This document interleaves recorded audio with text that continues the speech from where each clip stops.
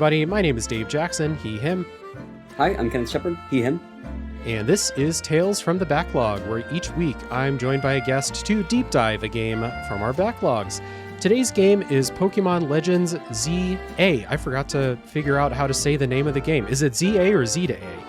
I've always said ZA, but now that you're saying that out loud, I'm unsure. Oh no, I fucked up the whole thing. Today's Well, no, because game... that's the fun thing about how these games don't have any voice acting or anything, so we never hear half of this stuff actually said out loud. Exactly. So everyone just kind of has a different understanding of how to say anything. Yeah, we're back to the 80s and 90s in RPGs, just trying to figure out how to say shit. So, Pokemon Legends ZA. But before we get into that, real quick, if you're worried about spoilers for the game, here's the spoiler policy. We are not going to spoil the story for quite some time. We will warn you when spoilers are coming. There is also a timestamp in the show notes for when the spoilers begin. Until then, you are safe. And if this is your first time with us, I appreciate you being here. And if you like the show, please consider supporting it however you can. You can do that on Patreon, patreon.com/realdavejackson. Or you can tell a friend, you can share the episode wherever you hang out. You can leave reviews, likes, and comments on YouTube. It's all very helpful.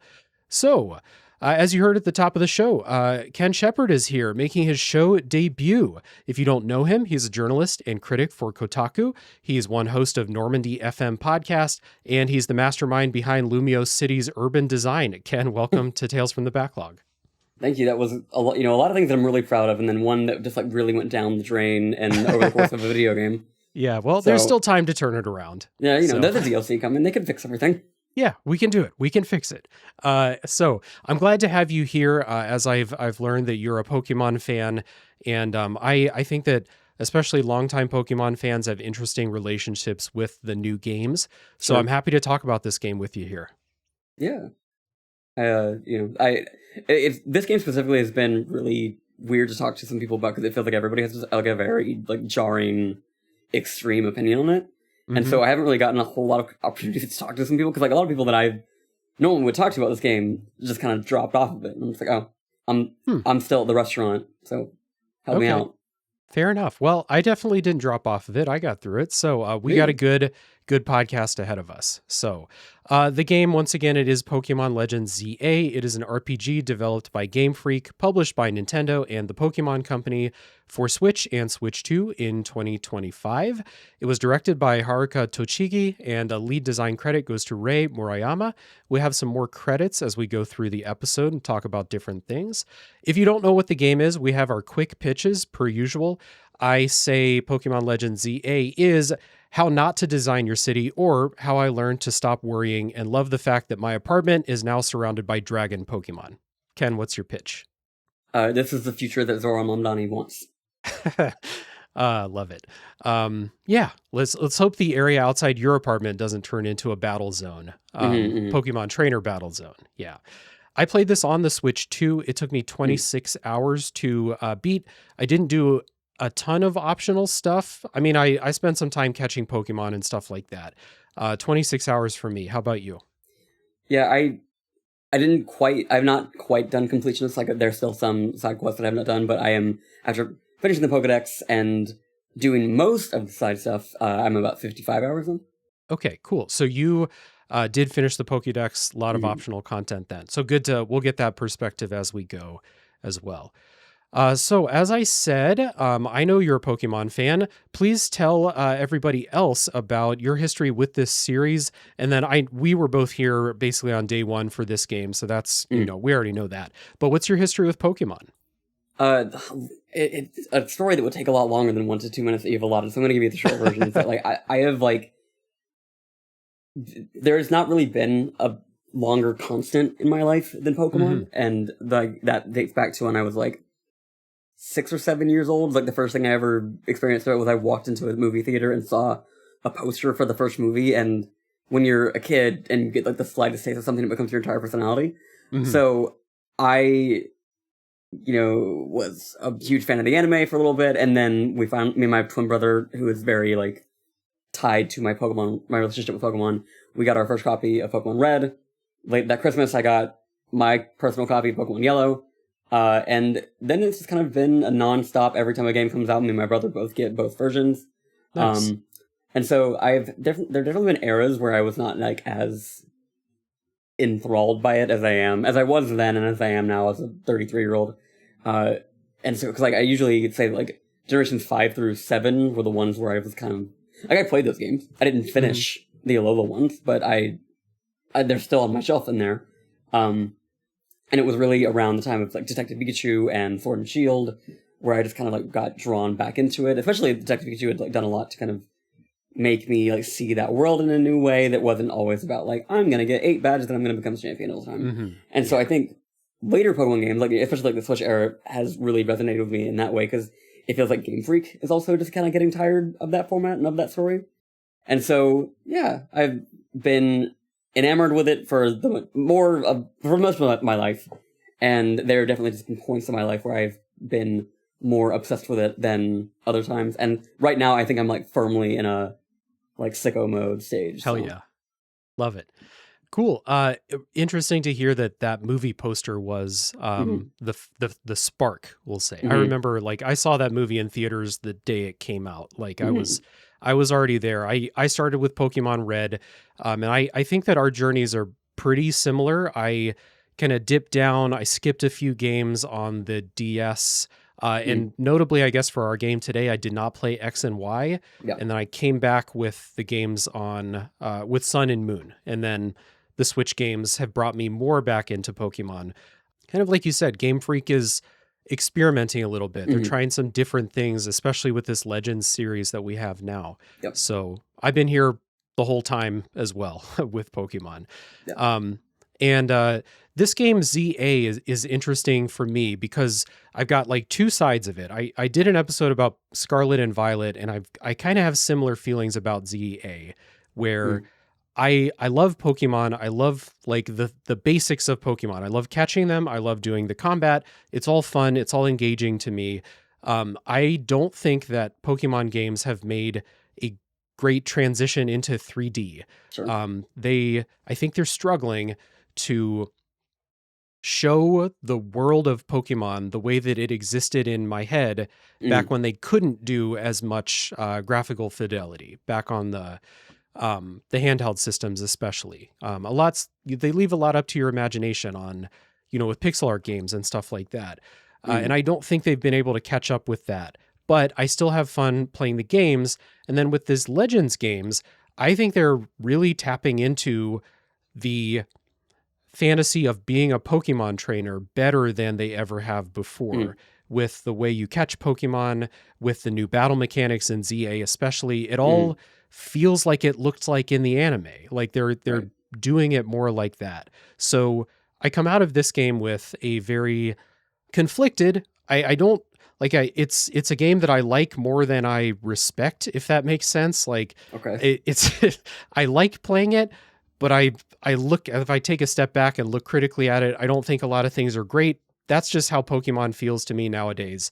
But I still have fun because I like Pokemon. So we'll get into a lot of those more as we go on. But where are you with this game? So I was, when is this going up? February, I think. Oh, okay. Then we'll be like way past what I'm about to say before that. Because like I was making my Game of the Year list for 2025, just kind of ranking it, and I had shared it with a friend of mine, and he was really surprised to see that Legends ZA is actually my number 2 Game of the Year. And he was just like, oh yeah, I thought you would have, been a lot lower than that. I thought it would have gone under like Digimon Time Turner. That was where I was like, I had like a lot of people that I normally talk to about these games dropped off this game to the point where none of them talked to me about it to know that I'm actually incredibly high on this game. And I think something that has kind of informed, well, especially like the Legends games as opposed to like the mainline ones, how like really resonated with me is that they tap into what I care about more, which is I'm a Pokemon world and lore sicko more than I am a competitive player that like really wants to get like this perfect IV party that is competitively viable. And to me, Pokemon games are RPGs with a cast, and so like the Pokemon that I catch, I am seeking them out from the start. It's not a matter of like, oh, I'm kind of just deciding my team as I stumble upon things. And so I have like a very like, I guess like childlike attachment to the Pokemon that I have in my team. And so like I get very attached to them and the journey of finding them and kind of going through this very like human story in a Pokemon world. So things like ZA, which is like kind of unsatisfied with the answers that it has to questions that the series has kind of been struggling with a while in terms of like, what does a world where Pokemon and people actually coexist look like? And Yeah. I think it's actually kind of more interesting to me that this very imperfect city design that they are working with in Lumiose City, that like everyone kind of like leaves unsatisfied with how it's working. Like they're like, oh, this just doesn't really feel like it's working out. It feels like it's actually dividing us and Pokemon in a different way, and really like bringing attention to how Pokemon are like second-class citizens in this universe. And for me, that's like the sicko shit. That is like the stuff that like I am looking for in each of these games, which I feels like, again, like Game Freak has in Legends, and even in like the late game stuff of Scarlet and Violet, it's like they are really clearly like flexing narrative muscles that they have not been able to flex over the past 30 years. And so you put that on top of a battle system that I really enjoy. Like I'm not a competitive player that like is really attached to the turn-based system of standard Pokemon games, and so to have something that just kind of really reinvigorated me caring about those battle systems as well. Yeah, it kind of hit in a lot of ways that I really needed to. And I feel like I've been saying that for a while, for like since Sword and Shield, Pokemon games have just kind of been like hitting me in ways that I didn't think that they could anymore. And yeah, so like Legends ZA is, I feel like every Pokemon game kind of gets like a reassessment when the next one comes out, and then everyone complains about the new one, so they think back fondly on the last one. And I do think that Legends ZA will be one that we look back on pretty fondly in the next like 3 or 4 years. Gotcha. I do definitely agree with you that they are doing they're exploring interesting like story ideas, and they're further exploring, like Legends Arceus really started with this grand idea of like Pokemon and people are starting to coexist for the first time. And how does that work out? And I really enjoyed that in Legends Arceus, even though I think it's more interesting for me to think about the situations they set up than to like look at what's in the game itself. And then ZA continues that. Now Pokemon are more integrated in daily life, or they're like trying to figure out how, but they're a bigger part of daily human life because now they're in the city. They're not just like out in the countryside coming into town every now and then. Like we have this big thing in the city now. And so I do think I am not satisfied with what this game eventually does with that, but I like some of the steps along the way that they do. They do explore that in a fun way. To just be like, it's an unanswerable question almost. Like, what would how do we integrate mountain lions into New York City? Like, how the fuck would that work? And Pokemon's like grappling with that same issue in fun ways, even if I don't like the ultimate ending answer to that. Yeah, and when we get into spoilers, we can talk about how like there's a character that basically looks in the camera and is like, hey, this actually sucks. Like this is kind of shitty, and we're not. Can I swear on the show? Actually, no, you're good. Okay, yeah. I have a potty mouth. Like the thing is, like, I ask people about that midway through every show that I'm on because I always forget to ask, so it's just coming out of my mouth. It's like, fine, yeah. Yeah, so I think like the dissatisfaction is interesting to me, I guess more than anything else, because like to go on like an anecdote, if that's okay. I do a Pokemon column at Kotaku where I try to interview people in the community, and I was talking to here in New York. They do this show called Balls, the Monster Catching Musical, which is a parody show of Pokemon, similar to something like a Harry Potter musical or whatever the Stranger Things one is, Stranger Things. And it's all about like sitting with how a lot of the things in Pokemon were never actually like built to be interrogated 30 years ago. Like when you make Red and Blue, you're not thinking about like, oh, what is like the existential threat to putting a Pokemon in a box for years at a time? Yeah. And like, what if you're a person that actually doesn't want to have a life that revolves around competitive sport? And I think that's been interesting for Pokemon to grapple with. Like, the longer it's been a franchise, the longer that it wants to expand into, like, new stories and new games and new anime storylines. Like, the new Horizons anime is, like, completely separate from, like, how Ash interacts with the world. The more that it wants to actually, like, interrogate and live in this world that it has created, the more it's like, we weren't really thinking this far ahead when we made this world. Right. And so you have games like ZA that's like, we want things to be different, but we don't really know how to make that so. Mm-hmm. And so, yeah, ZA has ideas. It's thinking about stuff. It's thinking about like city infrastructure and like community in a way that I think is very cool. It's like I've lived in New York City now for about 3 years, so I am like very like city living pilled, and I love to think about these things about like things I didn't think about when I lived in the boonies of like I don't want to be around this like conservative town and trying to like form a community here. And so like now that I've been here long enough, like I'm like that's like that shit that hits real good for me. And that's why ZA I think resonates with me more now than it would have, 3 years ago when I didn't live here. So. Yeah, totally fair. And I guess I'll clarify, like my dissatisfaction is with like specifically the ending of the game and what a character chooses, we'll say, not necessarily with like the conclusion of the storyline of the Pokemon, trying to be integrated into the city. But we got a spoiler section. We'll dig into that a little bit later. For now, we'll take our first music break, and then when we come back, we will set up what's going on in Pokemon Legends ZA.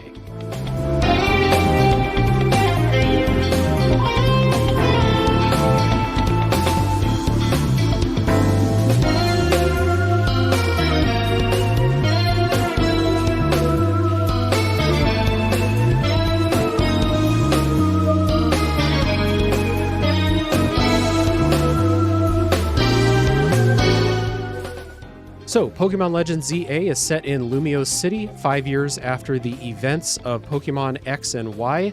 I did not play X and Y. You have played that, so I'd love to get a little bit of your perspective on, first of all, in your opinion, I think I know the answer, but do you think that X and Y is necessary, or if it's not, does it enhance playing this game? I think it's necessary, and like honestly, when you said that you hadn't played it, I was like, oh, I wonder if any of this game hit him even like once. Okay, was the story of X and Y like kind of dealing with this Pokemon encroaching on like our personal space in the city type of thing?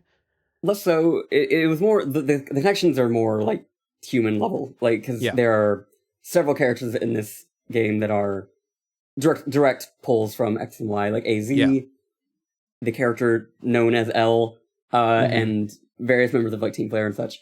And that's like the connective tissue there is that, and it ends up playing into some of the city stuff as well, because like there's some characters like we don't really like the situation we're in, but this is the only place we've ever lived. This is our home. Yeah. This is why we care about here. And so it is. And we're here to talk about it now. I guess like I would be interested to hear what your takeaway is as somebody that did not know those characters and might not have like when they appear, you don't immediately know the history, because it's X and Y's history and like the Kalos region's history is like some of the darkest stuff in the Pokemon universe, and ZA is like a weird, hopeful answer to the questions it's asking, I suppose. Okay, gotcha. Yeah, I guess I think thinking about like those continuing characters and things like that, the story of like their story and then like the big threat to Lumiose City that eventually pops up, that story did not really, it was like oh my God, look what's happening to the city type of thing. But there was no emotional reaction to that, we'll say. And I wonder if that's just, if it would have been set in, Johto, for example, a game that I'm super familiar with, maybe I would have had more of a connection that way. Sure. So, in this game, you play as a tourist who comes to Lumiose City. The game is set entirely within Lumiose City. You step off the train, you're immediately recruited for a team by one of your sidekick characters. I played as the female character, so my sidekick was named Urbane. I'm going to say Urbane for the rest of the episode. The other one's name is Tawny, though. So you get off the train, you take you walk a minute into the city, and all of a sudden this character recruits you for your team. Really weird start to this game. I don't know what your character was originally going to the city for, but whatever plans you had, they're scrapped. You are part of the team now. Yeah, most, a lot of Pokemon games kind of have that sort of problem where they want so desperately to get to what they want to say, they don't really know how to get you there eloquently. Yeah. Because you're a non-speaking character most of the time, so like you don't get to be like, no, what the hell? I'm not. I have things to do. I had a list of things I wanted to see before, and now you're directing the thing. Yeah, you're just part of the team. Yeah, and I do think ZA is one of the problem. Not to say this is even like a specifically ZA problem. I think it's a Pokemon problem that like these games railroad you for hours before you actually get to like go out and do things and find your own fun. And I think Tawny and Urbane just kind of are getting you used to that very quickly, very early on. Yeah, it is a slow start to the game before, especially if you know like what kind of game it is eventually going to be. It's a little while before you actually get to go out and start catching Pokemon and doing the new stuff in here. So Urbane and the rest of the team, they hang out at this old hotel owned by a 3,000-year-old guy named AZ, who is from Pokemon X and Y, and his Floette Pokemon. Their team is part of this like really weird culture in Lumiose City. I want to talk about that in a second, but first, most important question, Ken. Chikorita, Totodile, and Tepig are the starter Pokemon. Who did you pick? I picked Chikorita because Chikorita was my starter back in Johto. Okay. And I had looked at the leaks, and I like Mega Meganium a lot, so okay, sick. It was kind of like prepared for it. So maybe I should have looked into that. I picked Totodile and Mega for Alligator. Not a very inspiring design, in my opinion. I heard it described as a toilet seat on another podcast, and now that's all I can think of. It's certainly inspired by something. Like it's you got to be an inspired individual to come up with that. Yes, inspired in one way, for sure. Yeah. So Totodile for me. Okay, so Lumiose City, really kind of bizarre place. They have this insane, it sounds like just an insane place to live. So let me set this up.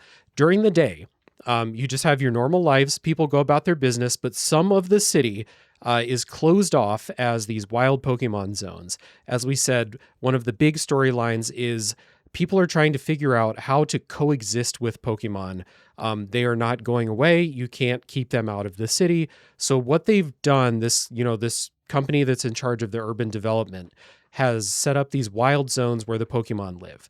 And this is where most of the wild Pokemon can be found throughout the city, with some exceptions. There are some that are like out on rooftops, in alleyways, in trees, and things like that.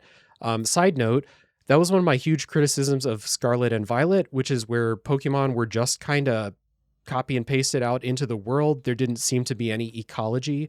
This game's a little bit better about that. Like you find Trubbish hanging out by trash cans, for example, stuff like that. It's cool. And then at night, I'll just do this at night, it switches over and the wild zones are still there, but other zones in the city become Pokemon battle zones for this big tournament that they have.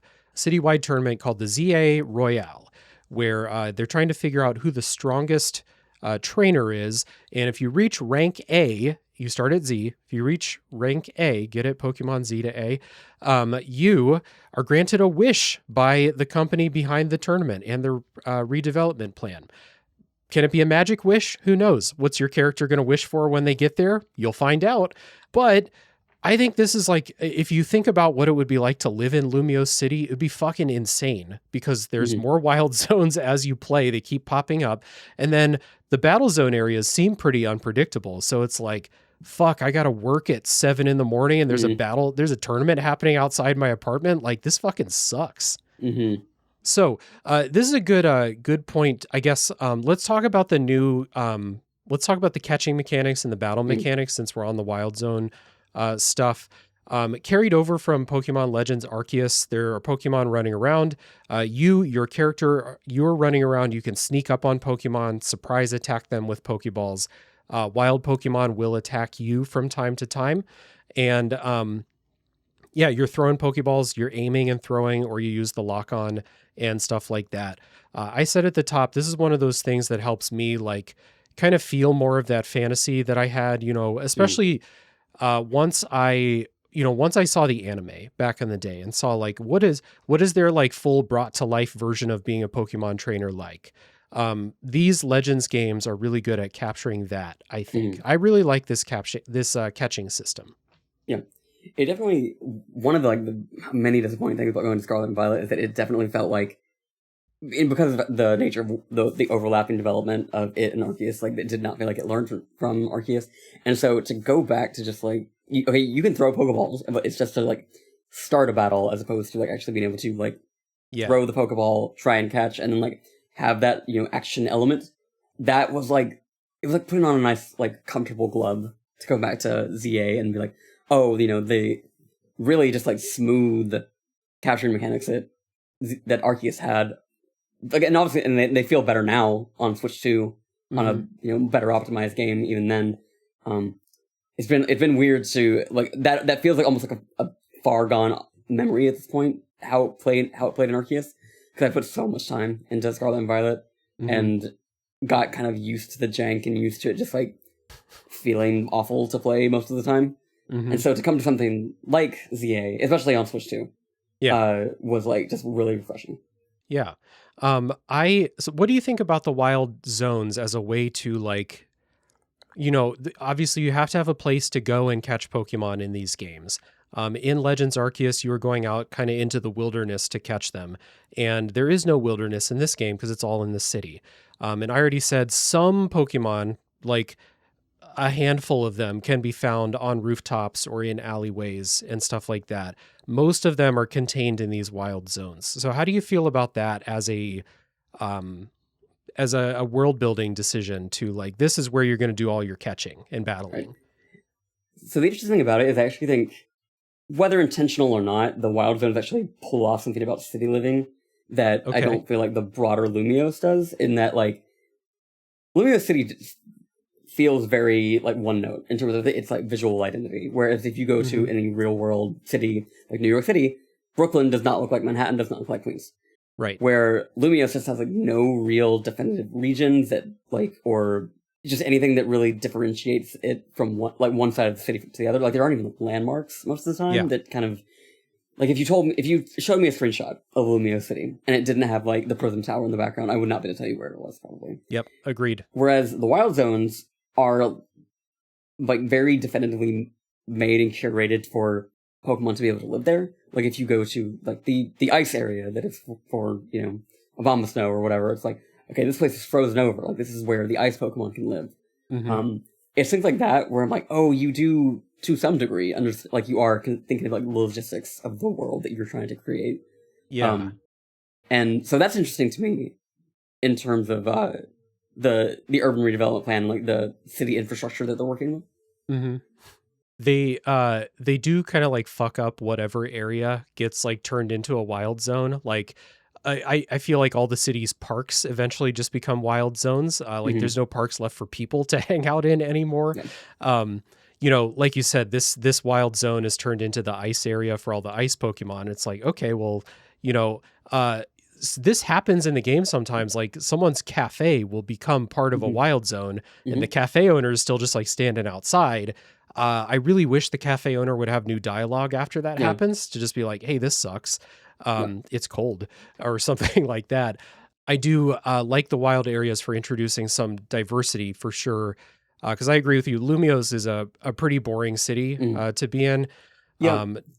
Yeah, nobody's moving in Lumiose. I was playing a little bit earlier today trying to figure out, like, yes, every area looks the same, but it also feels lifeless. And I think it's just because everyone's just standing. There is no one walking. There are no cars. There are no one on bikes.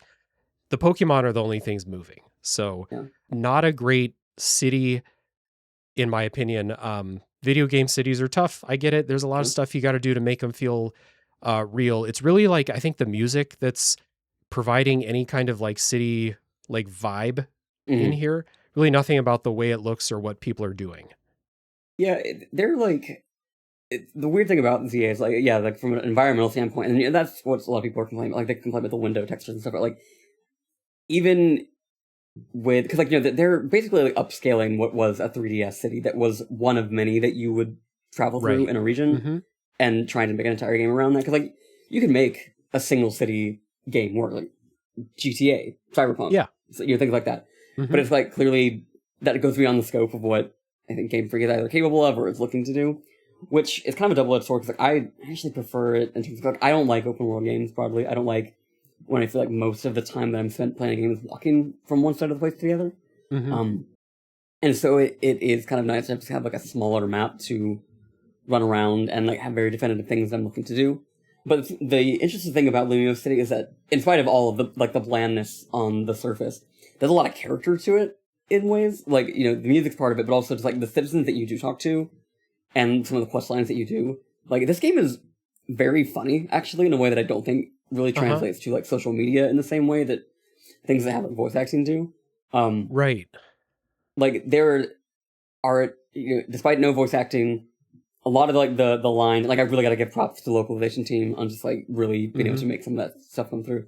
But there's one scene I actually wrote about Kotaku that is, this isn't a spoiler, this is just like a thing that can happen in one of the things that you're doing. I was walking around doing side quests, and there's this like school area where there are a bunch of kids that are just hanging out. One group I like taught about Mega Evolution, and then I found this other kid that was just like standing in like the back corner of the schoolyard, and she's like, you know, I've got an incredible memory. I can remember any name I've ever heard in my entire life. And then I was like, cool, bestie, you know, let's hear it. And then she's like, are you sure? It'll take me about like 6 minutes or so to recite all of them. Like, so if you're sure, let me know. And then you're like, I said I wanted to hear it, didn't I? And then she's like, all right, here we go. Black screen, it rolls the entire credits. Oh, hell yeah. And it will not let you skip them. You can skip, like, when the credits actually happen at the end of the game, you can skip them. When this girl starts talking, you cannot skip them. Oh, no, you're not going to tell a kid to, you know, cut it off early, right? No, you're going to be, like, so impressed, and you're going to clap when they're done. You're like, wow, that was so cool. You, like, hold on to that, because when you're in your 30s, all you remember is going to start going away. It's going to be crazy. And it's just, like, bits like that it commits to are something, like, again, like, the game's just very funny in a way that I don't think it's ever going to get credit for, but it's genuinely like one of my favorite things about the game. Yeah, I think this has the best NPC writing in a Pokemon game that I've ever played. I genuinely like was interested to talk to NPCs because sometimes they have like regular NPC lines, but a lot of times they do say some funny stuff, or they'll give you a line about how fucking weird it must be to live in this place. Like there's one that comes to my mind where someone is like, hey, there sure is a lot of Pokemon shit around here. Like, who's going to clean this up? And then like 2 minutes later, you go into the sewer and you're like, okay, maybe this is where it's all going. But I do like that as a world building thing, the NPCs. You mentioned what Game Freak is capable of, or what they prioritize, we'll say. And this is the same thing I said about Pokemon Scarlet and Violet. I don't think that the wild areas themselves, similar to Lumiose, they don't feel like wild areas. They feel like zoos or like zoo enclosures that you can go into. And they're small, so it's like, yeah, it kind of does feel that way by default. But I want more Pokemon doing things that they would naturally be doing. And this is something I don't think Game Freak wanted to model Squirtles swimming in the water, so they just walk around like they do in combat, basically. Which is weird, because they did that in Scarlet and Violet. The water Pokemon swim in that game. I was Squirtle not... I haven't... I mean, I caught a Squirtle, but I didn't use it, so I didn't know, like... Does it swim in the water? No, because like, Magikarp... it's weird. Yeah. Like, Raichu swims in the water sometimes, and so it's like, oh, so you have the model to do that. So like, what's going on? Yeah, Magikarp does. A bunch of water Pokemon don't.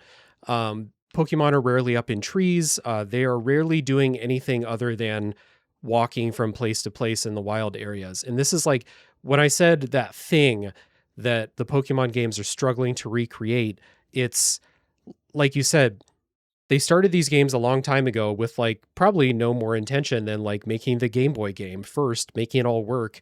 And they built a universe that's built around the idea of like going into the wilderness and encountering wild animals and things like that. And these 3D games, for me, cannot capture that. They feel like buffets or zoos more than wild areas. But I do appreciate the wild areas for introducing a little bit of level design from time to time, different gimmicks. There's rooftops and stuff up in the wild areas that have stronger Pokemon. Later wild areas can have a lot of like really strong Pokemon. There's one with a bunch of, what's the fire lion Pokemon? I can't remember, but there's like a an infamous wild area that has like 10 of those, and it's just like it's fucking Thunderdome in that wild area when you go in there. Rest in peace to the people who used to live there, I guess. But the wild areas as a concept, I think, are really interesting. As with a lot of Pokemon stuff, I feel like it's pretty underbaked because Game Freak can't take 6 to 10 years to make a game. They gotta keep it coming.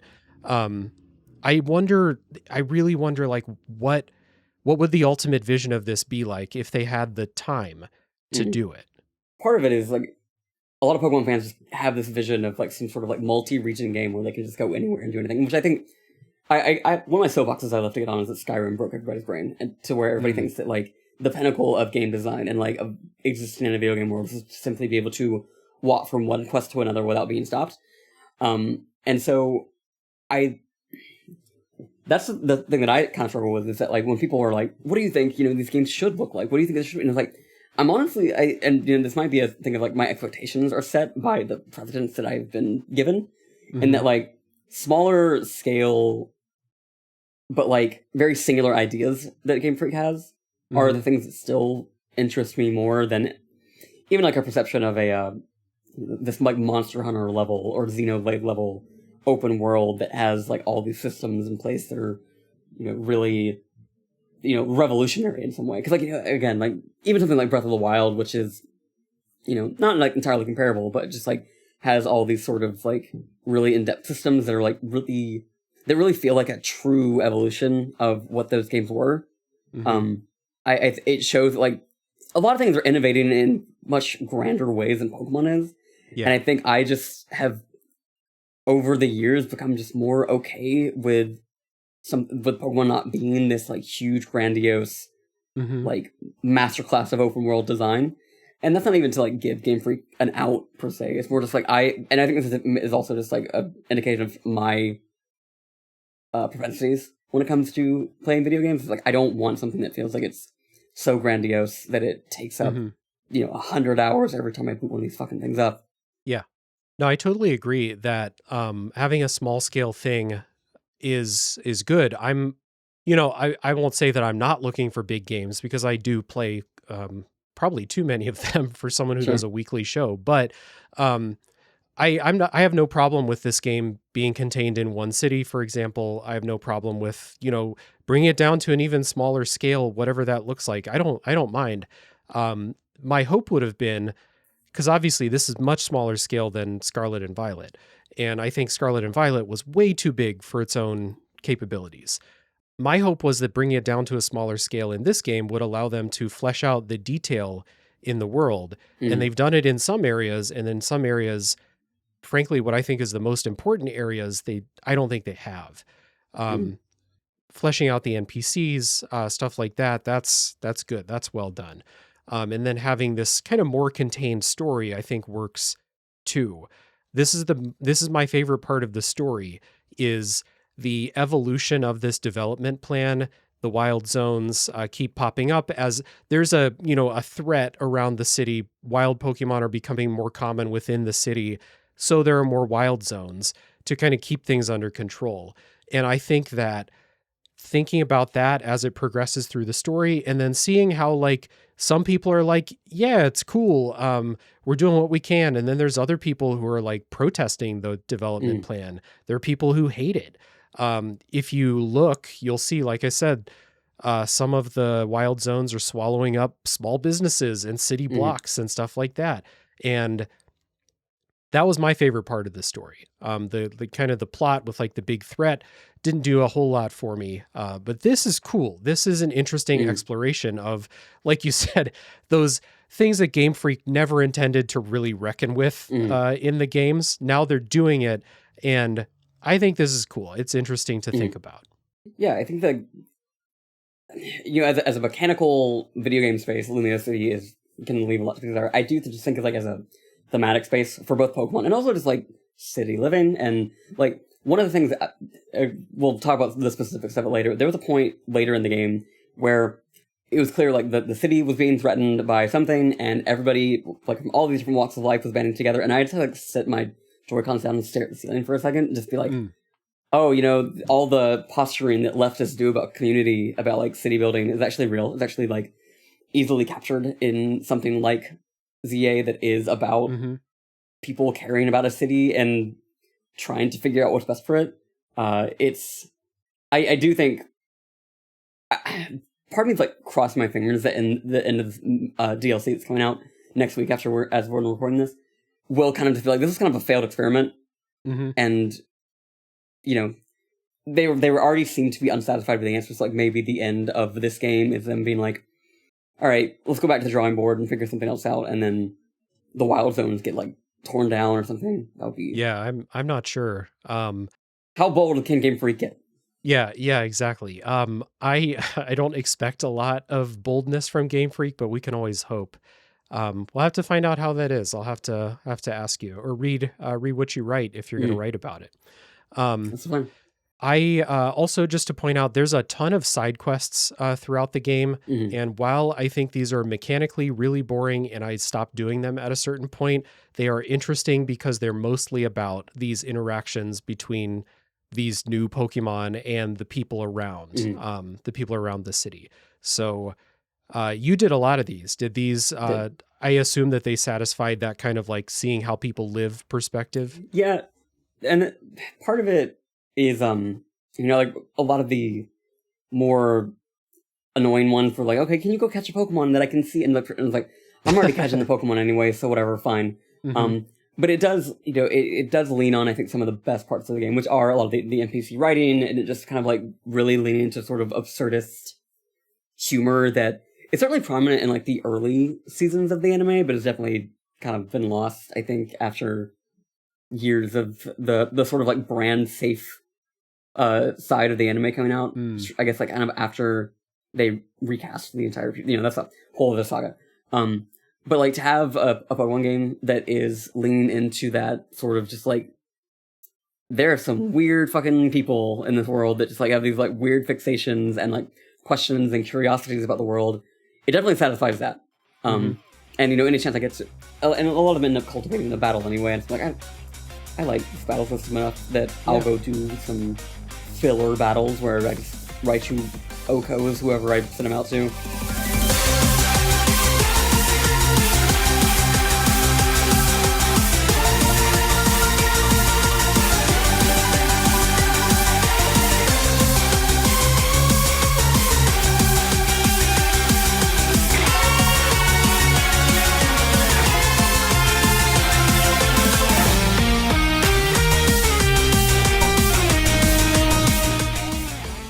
Let's talk about that battle system. So it's new in this game.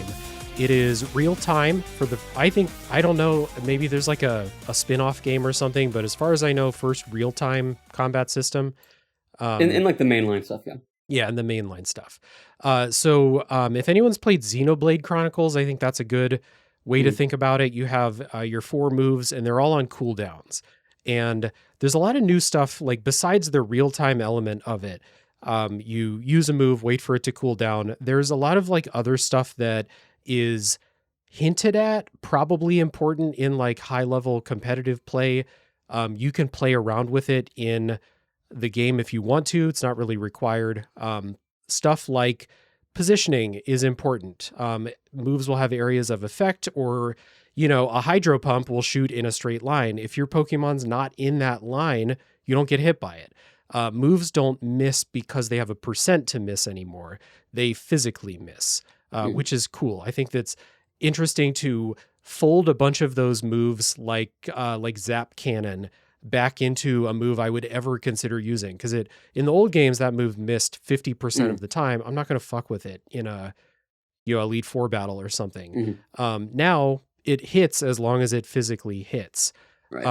So I think that's interesting, but you don't have to do it. Like the Mega Evolution battles are probably the only time you ever really need to consider that, I think. But I found it kind of hard to manipulate anyway. Like I never got a good handle on positioning. Is this something that you like folded into your strategy? Yeah, so what I ended up doing was for me, like, building movesets was no longer simply like type coverage, which is usually what it was. And like your standard playthrough, just like make sure I've got something for any specific thing that might get thrown at me, so that I got something that weakens it.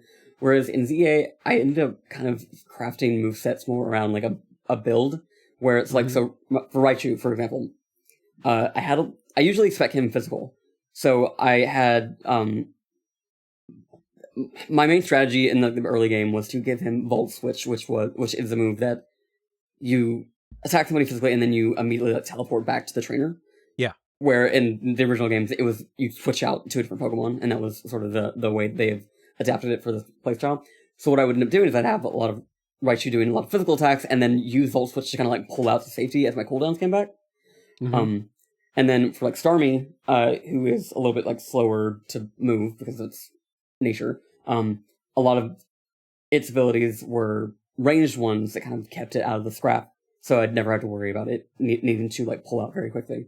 And so I think that's where the more interesting stuff comes in, is kind of like building Pokemon's moveset so it can fill not simply just an elemental need, but like a sort of positioning, mobility need as well. Which definitely is the most useful in stuff like the Mega Battles, which I think are far and away like the best parts to play of this game.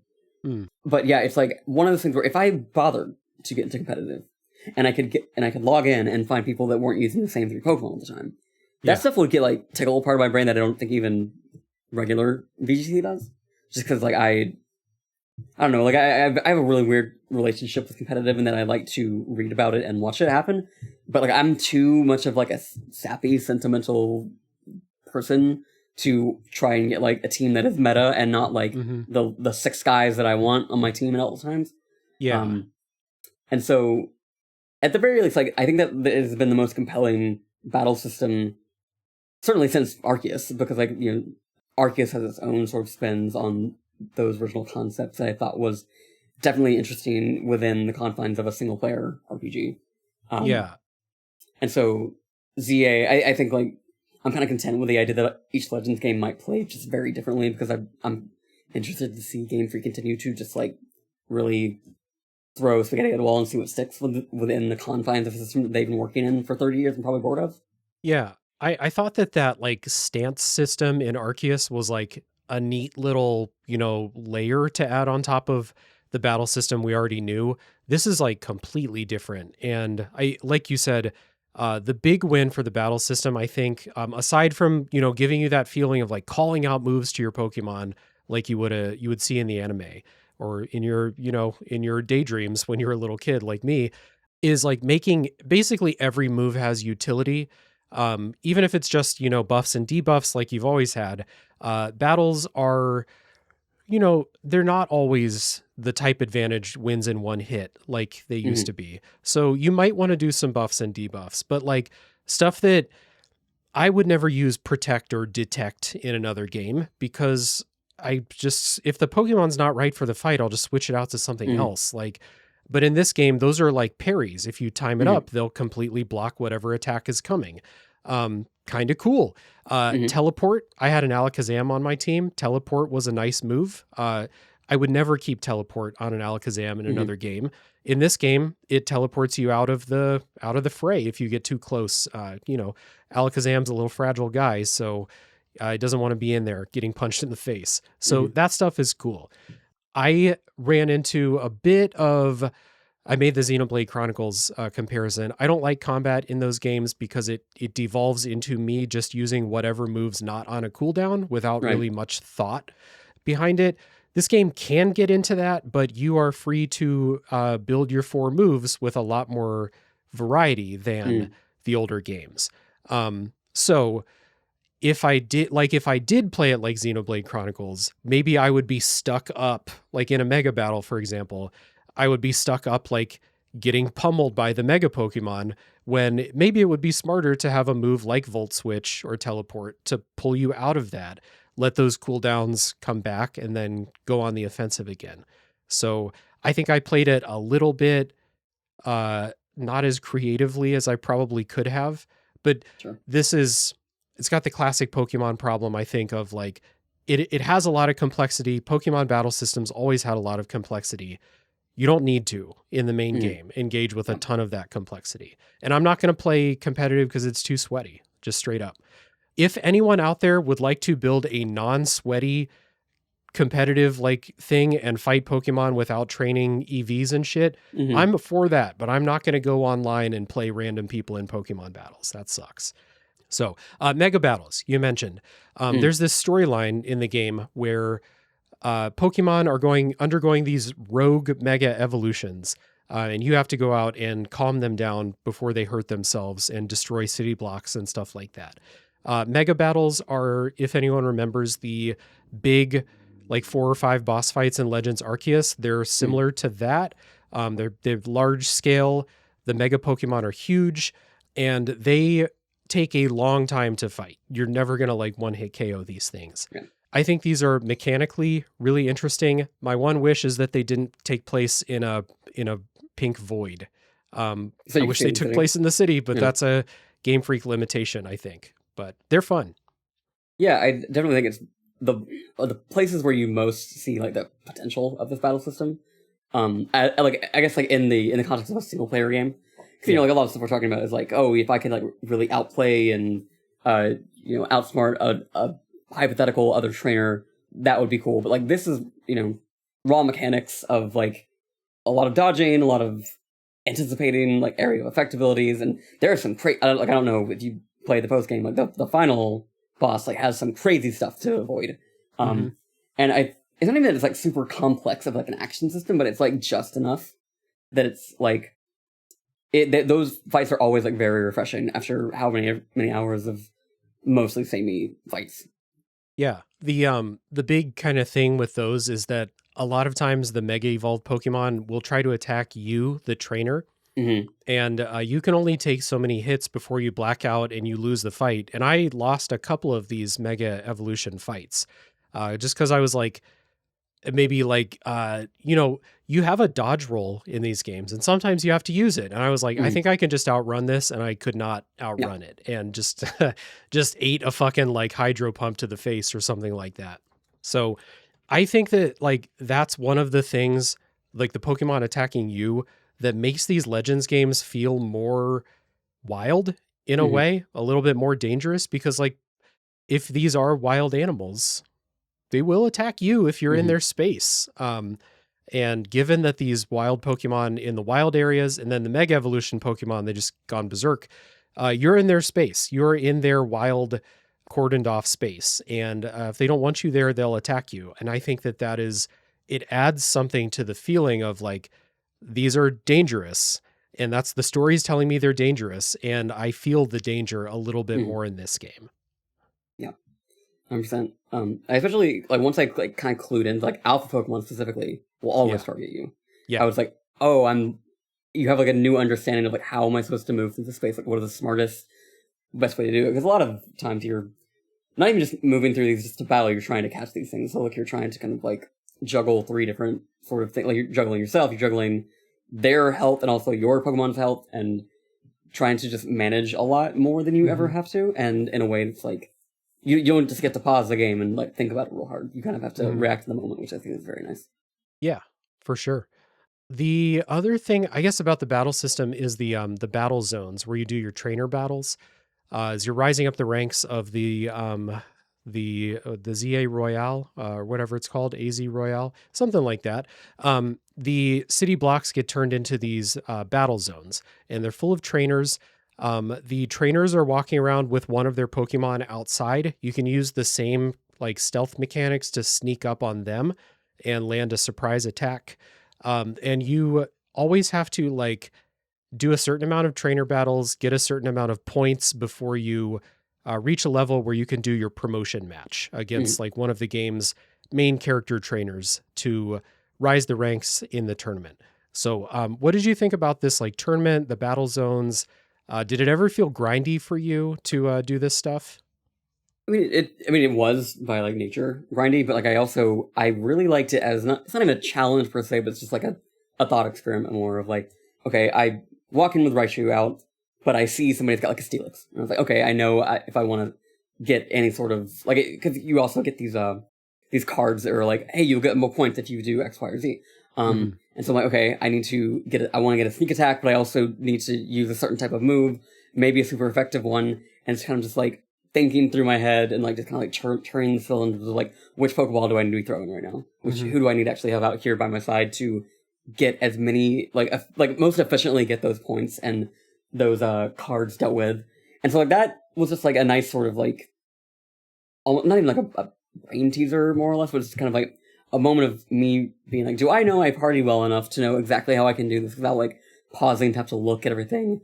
Because you know you can switch Pokemon out like on the fly instead of having to go into like the menu like you would in a lot of other games. And so it's just kind of like a, you know, it almost is like a puzzle game in that way. And that actually, I don't write about it much or talk about it much, but like I really actually like puzzle games, like in the ways of like Tetris or something like that, where it's just kind of like really quickly reacting to something that is being put in front of you and hoping that it can like all kind of like slot in and be exactly what it needs to be. And so like it gives me that sort of like scratches that same itch for me. So I'm not like really concerned, like, oh, I'm so tired of doing all these battles. Like, no, this feels like a very particular way of going through. Like, it's also like a much, frankly, a much more entertaining way of grinding than the normal Pokemon game. Just like, I'm gonna go through this wild area, beat up a bunch of wild Pokemon that are around, and just like watch my number grow. It's like, no, like I'm actually having to put thought into this in a way that I don't think I've ever really had the necessity to. It necessitates a sort of understanding of Pokemon systems that you've not necessarily always had to have. Yeah. I like those cards a lot just to kind of vary up your approach to the fights. Even if it's not like, I don't know, even if it's not like leading with a super effective move. If I've got a card that's going to give me a bunch of points if I lead 3 battles with fighting moves, I'll just do that. Sometimes those card bonuses are more valuable than just beating the trainer without them. So, I mean, it's always good to have the cards. Sometimes the cards are worth a lot of points, is what I mean. And so that can change up your approach and kind of mix up those fights. I mean, it is grindy by nature, but I agree that I didn't like feel it as a grind because of those cards, because of those bonuses, and also because it's like it's trainer battles. One of my big like criticisms of Arceus was that rising the ranks of that game's like research level system was a real grind. Like that was like go catch as many Pokemon as you can see and just rack up as many points that way. This way, they're always introducing like novelty into what you're doing there and trying to get the sneak attacks. Like it's satisfying. You can knock out Pokemon like before the battle even starts if you get a good attack off and stuff like that. So it's fun. And the game starts you out at level Z, and you know the goal is to get to level A. It's not literally like one letter at a time 26 times. I was kind of worried about that. I was like, I will get sick of this if it's literally just Z, then, you know, up the alphabet backwards, which I'm not going to attempt live. But they do some things, you know, story-wise, you'll jump some ranks. And so it's not literally as what it might seem to be. So pretty fun, I thought. Yeah. Is there anything else about Legend ZA that you wanted to dig into non-spoiler in the non-spoiler section? We didn't really talk about Mega Evolution as like a mechanic. That's a battle mechanic. Yeah. How do you feel about that? Since you didn't play X&Y, I don't know how familiar you are with how it used to work, which was that you get like 1 per battle. And I was surprised, like even after watching all the trailers, I was kind of surprised at how integrated Mega Evolution is into not only like the story, but just like the most like efficient battle mechanics, like to the point where like I kind of got like sad because I couldn't use Raichu as much because obviously his Mega Evolution is in the DLC that's not out yet because like it was just not efficient to have him. But I had it. The rest of my party was entirely like Mega capable Pokemon, so I always had something usually to help. But like I like the timed based mechanic that they've got now because it's like it basically like you have a gauge that you are watching deplete for each move that you use, and in certain battles, like you know the Rogue Mega Evolutions, you can increase that by just like catching these like picking up these they're almost like crystals around, and so that was just like a kind of cool way to keep it. You are not simply just becoming like all powerful. Like there is something to manage. There is something to keep in mind. Like you are not just going to be able to, you know, berate your way through anything just because you hit the right stick. So I think they do a lot to kind of make that feel like a very like powerful moment, but also kind of like bring it down to where you're not unstoppable. Right. My main criticism of this is the same thing you said, which is like some of the Pokemon on my team don't get Mega Crystals, so I can't use them in the hardest fights, even when, a type advantage would make me want to use them. I had 2 on my final team that had no Mega Crystals, and so in a really difficult like Mega Pokemon fight, Rogue Mega fight, or even if just like one of the ranked trainers in the promotion battles brought out a Mega Pokemon, it's like I could throw them out there.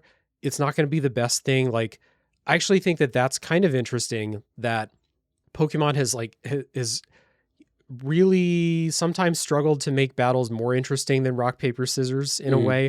And like a lot of the new combat mechanics here do that too with like the positioning and stuff like that. Yeah. Sometimes it was better for me to use a Mega Pokemon that's not like that doesn't have a type strength against what I'm fighting. Right. But just because they're Mega. So it's like 2 Mega Water Pokemon fighting each other because I don't have an electric type on my team. So it's like for Alligator is not weak to this thing, so I'll throw him out there with his toilet seat ass design, and we'll play with that. I would just wish that like there's some Pokemon I have that it's like they're fucking dragon Pokemon. I caught them very late in the game. Why do they not have Mega Crystals? It doesn't make any sense. But the idea that there's like a stronger level to Pokemon, like as they started to introduce with this and the Terrestrialize and Scarlet and Violet, that to me is not the most interesting as a concept because I just do it when the other trainer does it. That's basically it.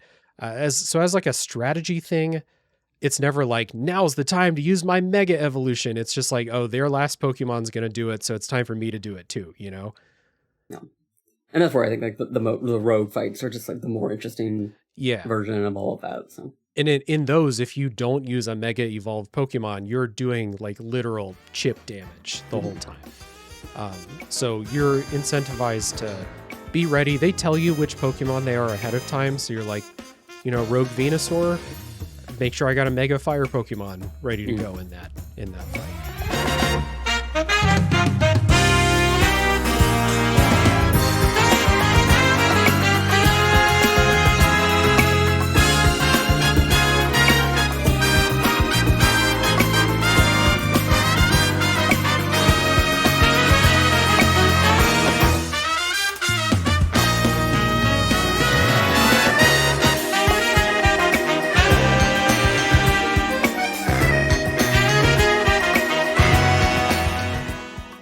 All right. Well, before we get into the spoiler section, we always do a little bit of housekeeping as people may jump ship to avoid spoilers. So now we always start with the guest and the things that they do. So as I said at the top, Ken is a writer, critic for Kotaku, and a host of the Normandy FM podcast. So Ken, please tell people about your work and where they can find you. Oh, sure. So by day, I work at Kotaku. I write about a lot of Pokemon, but like I broadly video game industry, a lot of internet culture stuff.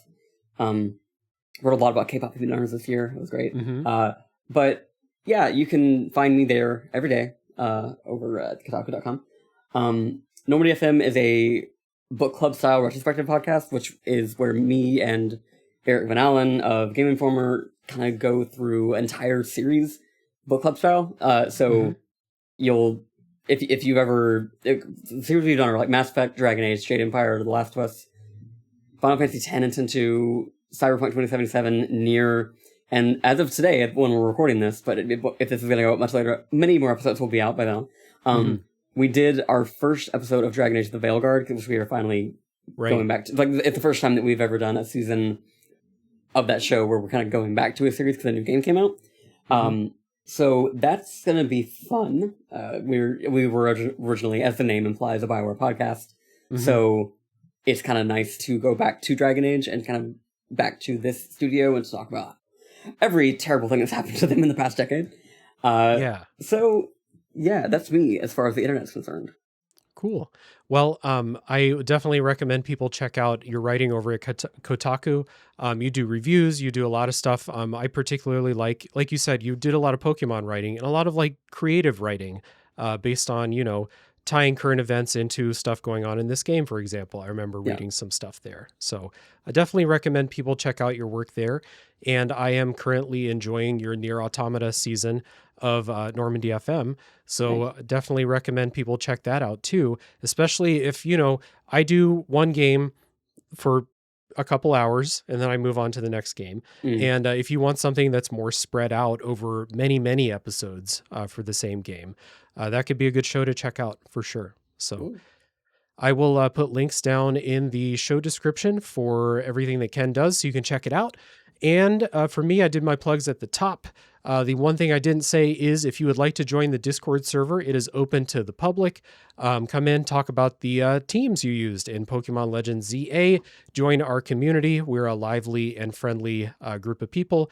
We'd love to have you there. There's an invite link for that down in the show notes as well. So we are going to take our spoiler break. When we come back after the music and after I say thank you to the patrons, it will be full spoiler time for Pokemon Legends ZA.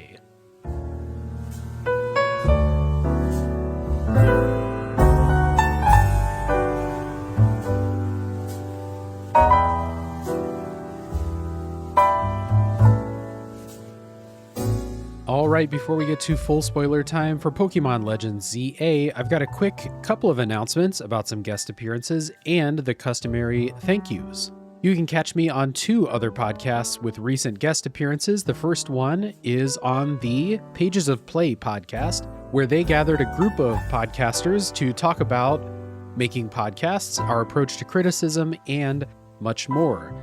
Many of the group are former Tales from the Backlog guests and future Tales from the Backlog guests, so if you want to hear a big group of us get together and talk about the things that we make and why we make them, you can find that over on the Pages of Play podcast. And if you're listening to this on the public release day, the 18th of February, or anytime after that, you can hear me on Underplayed talking about Hollow Knight Silksong, a very, very long episode by their standards. And hey, you invite me on the show, that's what happens. So we're talking about Silksong on Underplayed.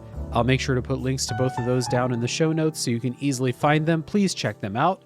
And as always, a big hearty thank you and shout out goes out to Chris Nelson, Zulgeek, Chris Copleen, Eric Guess, Rick Firestone, Nick Fakori, Soccer, Cupcake, Kyle, Christian S., Matt aka Stormageddon, JD, Doug Leaf, Jason Emery, Brian Skirsha, Jenny E., Marcus O'Neill, Stefan, Drellish, Rigamort, Silcanet, Levi, John E., Aliasi, Joseph Hooper, Aaron, Squill, Alan Kress, Doug T., Retro Overdrive, One of Many Tots, Magic Crow, Pieboy, Offshore Meteor, Curly Bright, Ian L., Steve Yeager, Trash Dog Actual, Matthew Maloney, Delaney and Jack McBride, Anemonemily, and many more. These fine folks have gone to patreon.com/realdavejackson to kick me a few bucks a month and help support the work that I'm doing on the show. So if you would like to join them, if you're able, please consider heading to patreon.com/realdavejackson.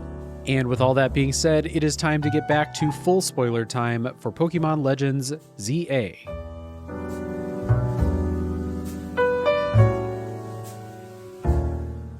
All right, we're back. Full spoiler time for Pokemon Legends ZA, and the usual disclaimers at the top of the show. The first one, we're not going to go in a linear walk through the story, so if you don't want to be spoiled on the ending, perhaps, we may talk about it within a couple minutes. So jump out, come back after you finish the game. And I am not a full expert on everything going on in the game. I'm not going to pretend to be. That's not what this show is. So sorry if I don't talk about something that you thought was cool. Now, with that being said, let's start with something easy. What were our final teams at the end of the game? Ken, you mentioned a few, but what was on your final team? Yes, my team by the end was Raichu, Houndoom, Meganium, Starmie, Steelix, and Salamence. Good team. Mine was Feraligatr, Heracross, Aurorus, Tyrantrum, Alakazam, and Charizard.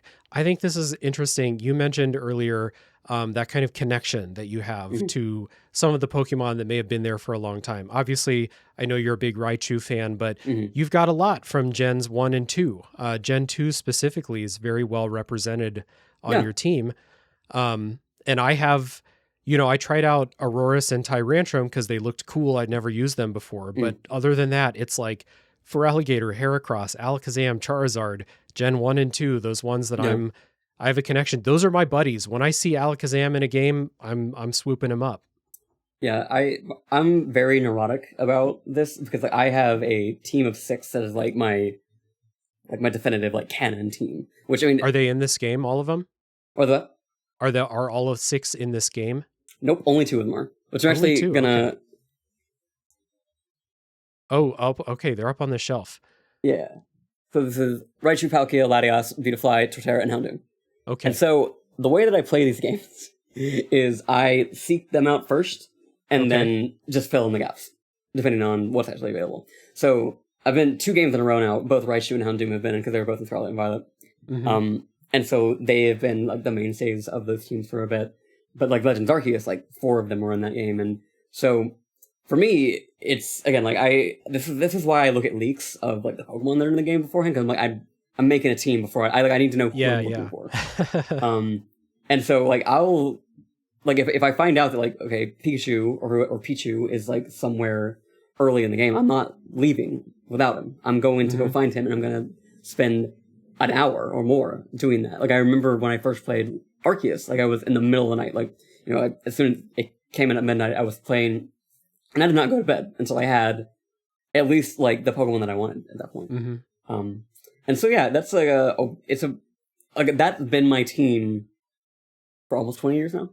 And so it's a very like weird like attachment that I have to them specifically, that it does not go away and it does not change. So Gotcha. I definitely have some that are always on my team if they're available. Charizard was, you know, that was my starter pick in the first Pokemon game I ever played. So I'll always have a Charizard if it's available. And then I think it's like some of that familiarity. You know, I'm not immune to nostalgia, and I'm not immune to trying to recapture childhood, you know, sure. good memories. So I definitely remember having a Feraligatr. I think with my first time playing Gold, I picked Cyndaquil first, but the first time I ever played Gold and Silver was on an import copy that a friend had at school, and they had a Totodile. So that was like my first introduction to anything about that game, basically. I'd never used a Heracross before. That thing kicked ass in this game. Has a Mega Evolution, very good. Alakazam, classic.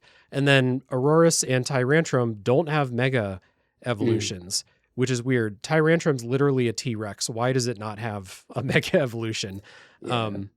But yeah, those are my teams. Kind of interesting to know those ones that we always go back to. I try in a lot of I did this in Scarlet and Violet. I try to diversify, and if it's a new gen, I'll try out the new Pokemon primarily. In this game, there was just something where I was like, no, my guys are kicking ass. I'm not switching Heracross out. The Heracross was the one that you trade for in a side quest really early in the game. So he sounds like the MVP for a lot of people. A lot of people are very big fans of him. Kicked ass. Yeah. Must have great IV stats or something. But yeah.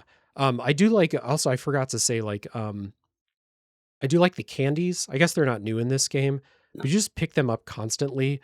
And so, like, when I caught the little baby Tyrantrum, I forget what it's called, it was like, no problem to get this thing up to a level where I can fight with it. So good on Pokemon. I know there's some people who hate the experience share and they wish it was the way it used to be. I'm not one of those people. I don't want to spend a week grinding up a new Pokemon. So one thing I didn't mention, because I think it's kind of a spoiler, what do you think of the dungeons in this game? There's a couple of them. Do you mean like the sewers and the sewer and the lab? Yeah.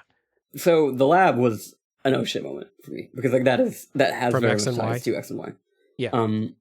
The sewers, like it's the weird thing about it is like the sewers like graphically looks really good in a way that the rest of the game doesn't, which was just like okay, nice. Pop off, I guess.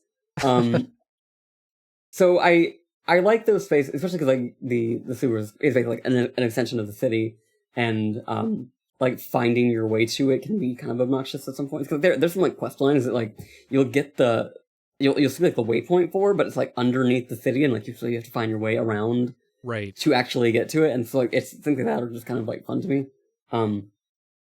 But the actual like the Lysander's Labs, which is again like a very important place in X and Y, that was one of like the huge moments as like a longtime fan to kind of like see that place again.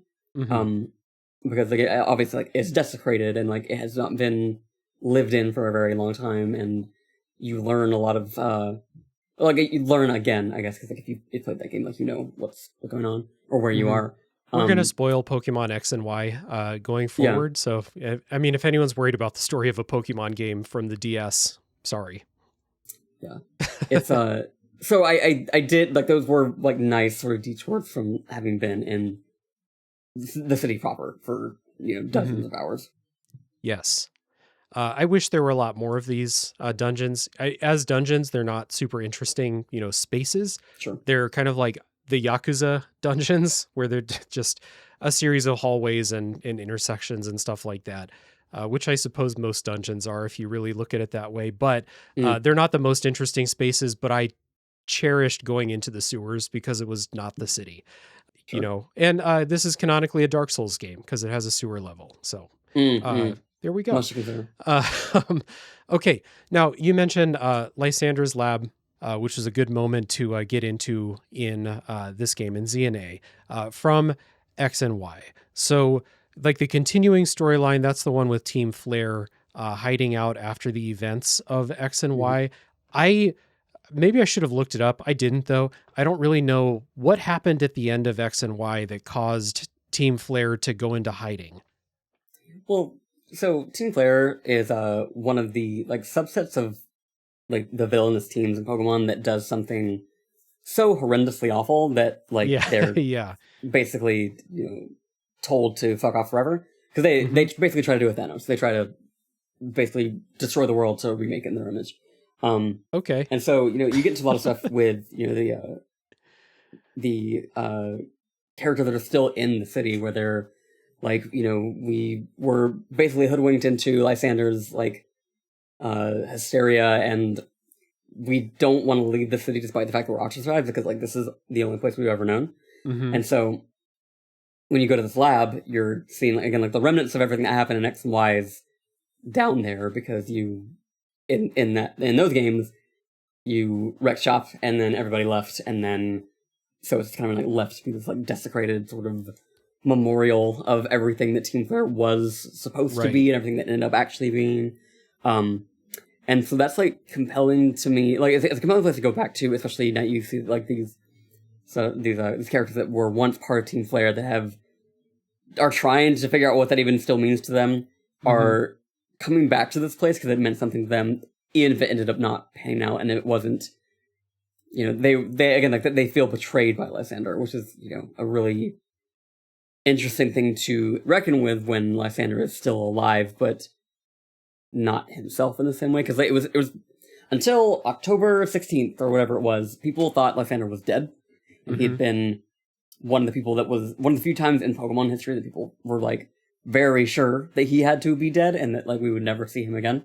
And so he has like a really like fascinating story, I think, in this game of kind of like taking on AZ's place as this almost like this immortal character that has to like watch the world change in front of him. Because something that I assume that you got the gist of it just by like kind of getting recaps, is that like a lot of X and Y ends up revolving around two like constructs that AZ made thousands of years ago when there was a war and he was trying to bring back his Floette, and it ended up with the two of them becoming immortal by it kind of backfiring on them. And that was powered by like the life force of a bunch of different Pokemon. So like it's a whole like it's like some of the darkest stuff that Pokemon's ever done.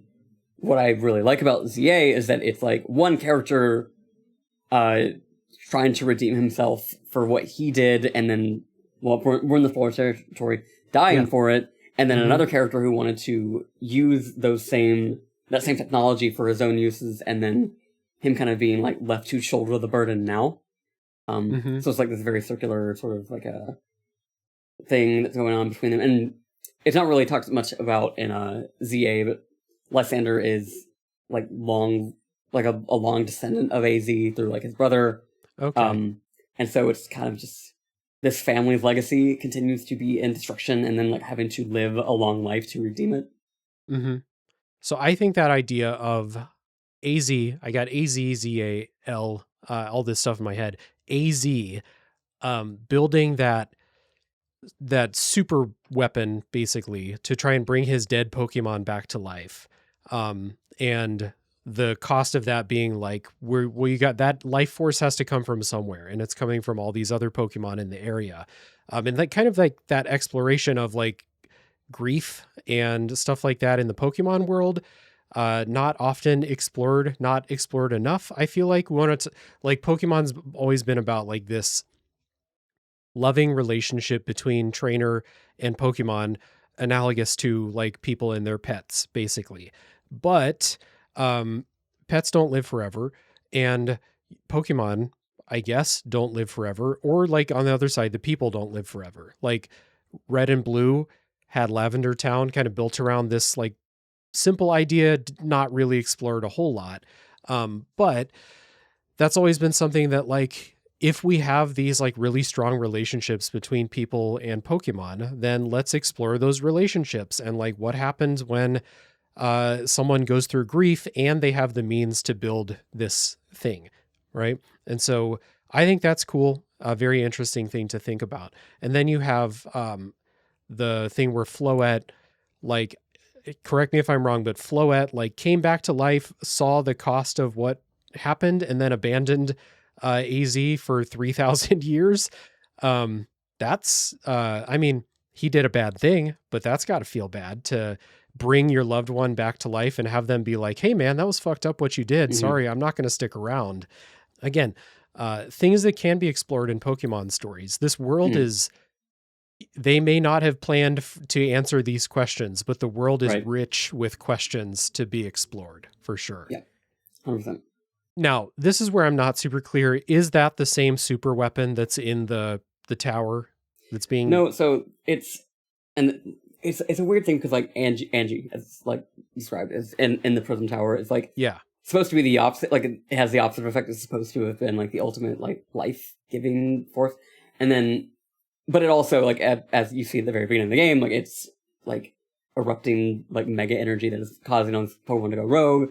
So Mhm. like it has it gets a little fuzzy. Like I will not say that this is like the most immaculately written thing, but like it is like it's meant to be. This goes back to X and Y. Like the two Bach legendaries are supposed to be like about life and death, and so like obviously if you're dealing with the ultimate weapon that is death, like you are probably dealing with one that also does the opposite thing, and so that is what that's. And again, like most of that's really brought up properly in ZA, and a lot of there's like things that like it's clearly filling in from X and Y that were not explicit in terms of like what is the other side of this coin, and it's like, yeah, I mean, to answer your actual question, like no, it is not the same thing. It is sort of meant to be this other side of this like technology that AZ has made that is supposed to be like the bringer of life or death. Right. And so it's just been activated, and that's causing all this rogue energy, this rogue mega energy to go out and mega evolve all these Pokemon against their will, which bad for everything around them when they go rogue mega, but also it's supposed to be like really painful for them, they say. Makes me wonder, like, is it painful for your Pokemon to do it in battle? So if you look at some of the Pokédex entries, there are a lot of Mega Evolution entries that say outright that some of these things are like painful for Pokemon. Yeah. Like famously, Glalie jaw breaks and it can't eat, so it's mad because it's hungry all the time. Jesus. Steelix or Scizord is like melting, like because of like all the mega energy is like melting its armor. So yeah, just things like that. Like there are Pokédex entries about how kind of fucked up Mega Evolution is. Yeah, even though it's like one of the Pokédex popular entries, like things that they've ever done.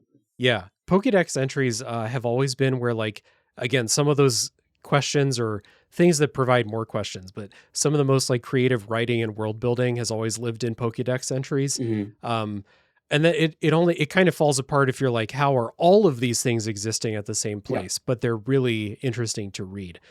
So that's good. Good to note. I did not read the Pokédex. Maybe I should have. But again, I'm not going to be the expert on the show. So,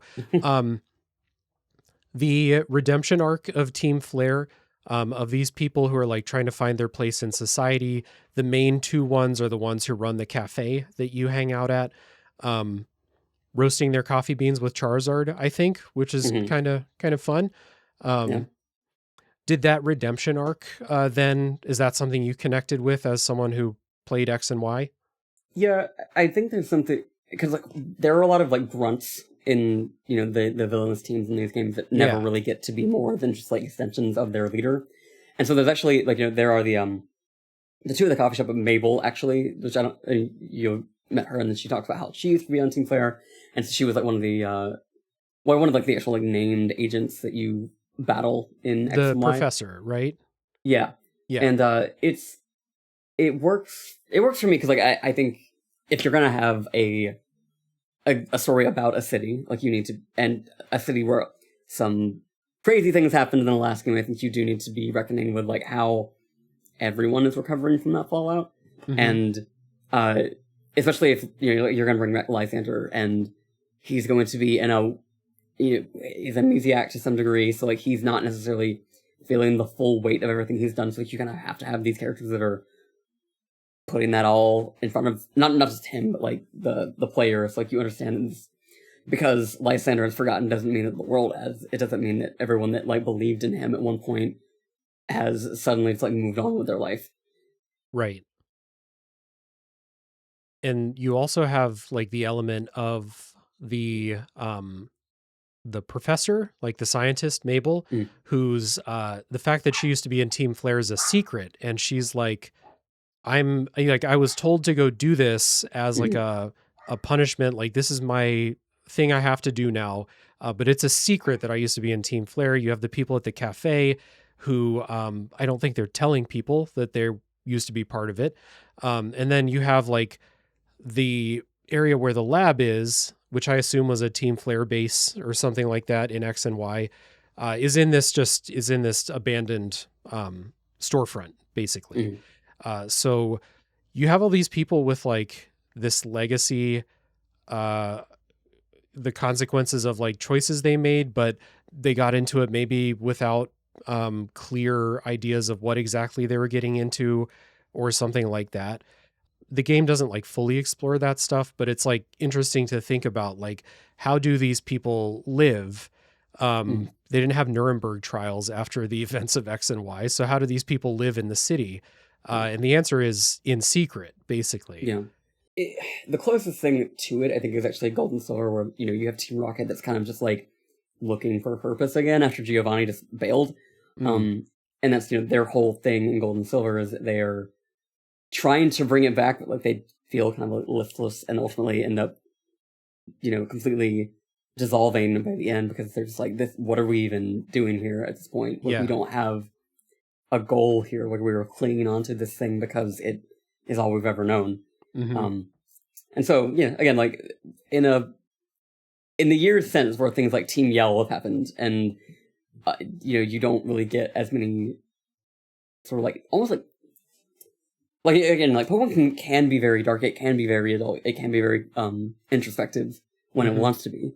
And I think if you're going to revisit Team Flare, which again, like, arguably tried to do the worst thing that a Pokemon team has ever tried to do, you're going to have to reckon with that in one way or another. And I personally like think showing just like a bunch of like kind of like lost people that are just trying to figure it out like anybody else is pretty effective. Yeah, for sure. That's something that I like kind of liked, even though I didn't have that history with their storyline. For sure. It also makes me remember the team from Ruby and Sapphire that are either trying to flood the world or drought the world. That's not a verb, but you get the point. You're a writer, I'm not. So what do they do after their plan fails? And they run a coffee truck. That's what some of these people do, because that's what they can do.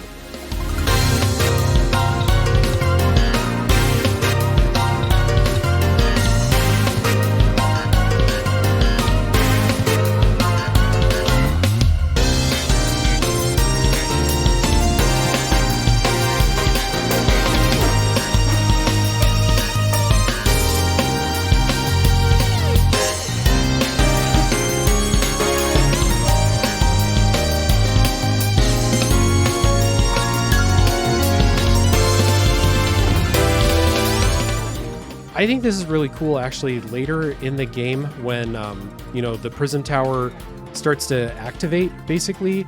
I think this is maybe the coolest set piece that Pokemon has ever done.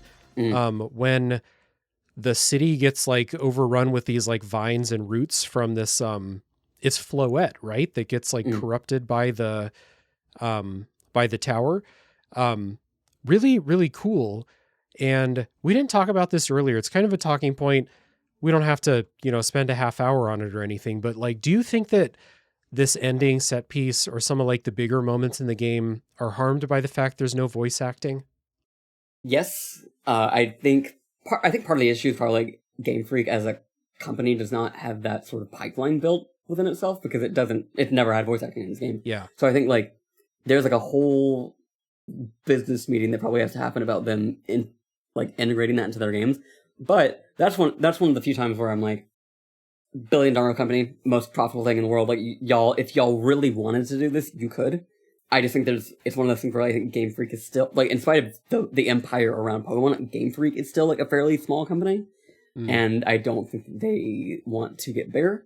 And I think that's part of the reason that like they struggle with like fairly normal development pipelines because they are so like steadfast in that. But like you can go on YouTube and find a lot of like fan actors that have like done their own dubs and they sound great. And that's the thing that's kind of frustrating is that like you get this window into a world that could happen if Game Freak would just lock in. And so I think they do the best they can with basically like pantomiming. Cause I get hit real hard in scenes like the end of ZA or like the section where like in Scarlet and Violet when the AI professor like is like being taken over and like jittery and talking to you like through basically like the voice of a dead man. Like they are really effective at like capturing what they can in the tools that they use. Just maybe like want a little bit more for yourself. Yeah.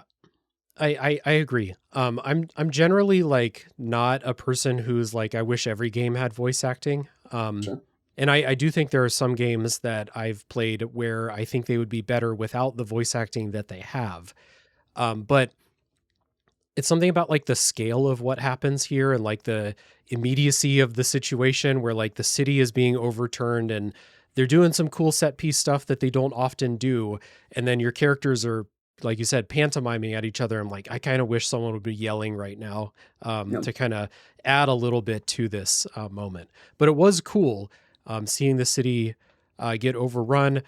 The final fight I thought was weird. I thought I was going to have to fight like a giant, like the hardest mega evolution battle. And it's not really that. It's kind of interesting. There's like some terrain around that you can hide behind and stuff like that. Yeah, there's stuff like that's cool. And like the thing that actually ended up like kind of frustrating about it was that, like I was never losing. I lost that fight I think twice, and then had to go back. And the only reason I did was because I was getting hit, and like they were going after me specifically. Right. And that's all well and good, but it wasn't until like after like in the post game when I realized that you can actually take the colorful screws and get like upgrades to your durability specifically. Yeah. And so I was just like, I can't do anything about it now because I am in the end game and like, there's no way to go back before that, and that's it's fine. I persevered. I made it. It's fine. But it is like you're fighting these like vines essentially that are sprouting out of the ground. Come up from the ground. Yeah. Okay, like I like the intent. I was just like I guess like the Zygarde stuff is where you're properly like fighting the entity as opposed to the stuff that's on the ground. The Zygarde stuff, like when it flashes and you're like up in the sky doing that, kind of like a set piece more than like a fight that you have to, participate in, but really fucking cool to see. Like I was interested during that last part. Those colorful screw upgrades, I prioritized the ones that raised your catch percentage, because I was getting kind of annoyed with the fact that you get one Pokeball basically if you knock out a Pokemon, and then they disappear. So I was like, okay, let me upgrade that. But then I did, because I lost the Mega Stormy fight and then I lost the Mega Dragonite fight twice. And I was like, I gotta fucking beef up my character. Like trade in some screws for a set of weights and like let's get some defense going on here. Those were tough, especially the Dragonite fight. Had like maybe it was a hyper beam or something like that I couldn't figure out how to dodge, and I just had to face tank it basically. Mm-hmm. Yeah. So yeah, got through that ending thing. At the end of the game, we have two things that happen at the end. One of them is tragic, one of them is goofy as hell. So ZA, after seeing that the weapon is finally destroyed, he dies almost immediately, like almost like the weapon was keeping him alive or something, or just a symbolic, like, my work is done. It's been 3,000 years. I can rest now type of thing. I didn't get a whole lot from that. I didn't say this in the earlier part. I have a very hard time connecting with Pokemon characters and storylines. Really? I don't care about Naveen and the team, and I don't care about ZA. It's just tough for me to get into it. So I can tell that you don't feel the same way. No. Yeah. No, I think that's like if it weren't for the Pokemon, like I genuinely think like Game Freak is, despite its lack of voice acting, whatever, Game Freak nails the people, and like they are like, and we didn't really talk about this when we were talking about the set piece at the end and stuff, like seeing everybody come together. Yes, like at the end of that is like really effective to me for like all the reasons I said earlier. It's like, here's an example of like a bunch of people who should not be friends, who should like be they're all from different walks of life, and they all band together to save the city that they love and this weird community that they have made. I definitely feel like in the Switch era, I feel like Pokemon has gotten exceptional at human character design in the way that it is for monsters, and there are so many like really beloved characters from like just really all of these games at this point. Like Leon, the champion from Sword and Shield, gets brought up like several times in ZA, and people were you can find reactions of people like getting really excited, like, oh, is Leon gonna show up? And then he doesn't, but like you just kind of know that he is part of this world. And I've seen people post reactions to the ending of this game, and like I've seen like streamers full blown sobbing and crying because AZ dies. And like part of that, is I'm a sicko, I'm a freak, so like I do get very attached to these characters, and like they become they're part of like a beautiful mural that this world is painting with each game. And I think that they have been like, in the same way they have been nailing like the mythology in recent games, I feel like they have nailed characters too, like stuff like the end of Area Zero in Scarlet and Violet does not hit. Yes, if you do not have like some sort of, if you don't care about Arvin or the Professor or anything like that, and stuff like in Arceus where you realize like, oh, these characters are clearly ancestors of people that I know from Diamond and Pearl, and then they can do moments like that last battle in Legends Arceus where they bring back Cynthia's theme and her team, and like you just like have always moments like there is a sort of like mythos to the people of Pokemon just as much as there is the monsters. And yeah, that shit hits for me pretty fucking hard. Good. Yeah, I think I feel the mythos of the people most strongly with the games I played as a kid. So I think that kind of ends with maybe characters in Ruby and Sapphire. I don't know what it is, but I don't care. I don't connect with basically any of the Pokemon characters. Scarlet and Violet tried its hardest at the end of that game. I think there's structural story problems with that game that caused me to not connect enough with it, but I do think it's kind of cool. But this is not that podcast. In this one, I will not try to take anything away from people who had an emotional connection with characters and the ending specifically, but I didn't. So ZA dies at the end. His work is done. This is the goofy part, I think. When you and Urbane both reach rank A at the end of the story, and so you get a wish from the company that's running the tournament and the urban redevelopment. And so when I said at the beginning I was unsatisfied with the end of the whole storyline of like the Pokemon and people coexisting in the city and the wild zones and stuff like that, this is what I mean.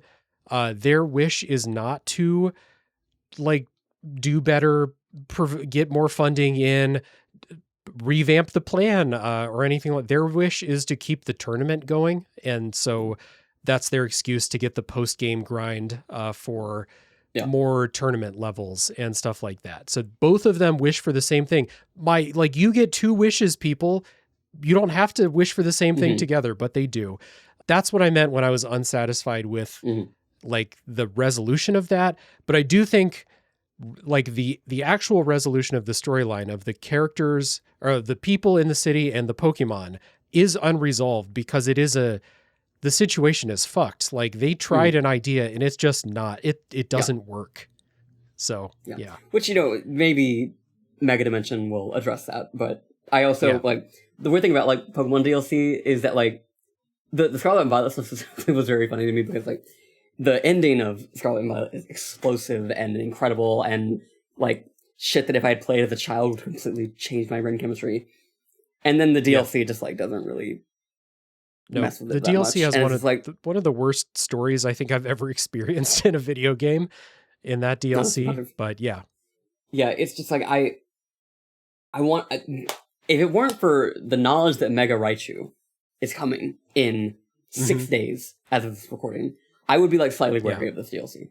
Because like if they flub the story at the end, I'm gonna be annoyed. But if I have my electric rat with two tails who floats around and looks really cool, I'll be somewhat okay.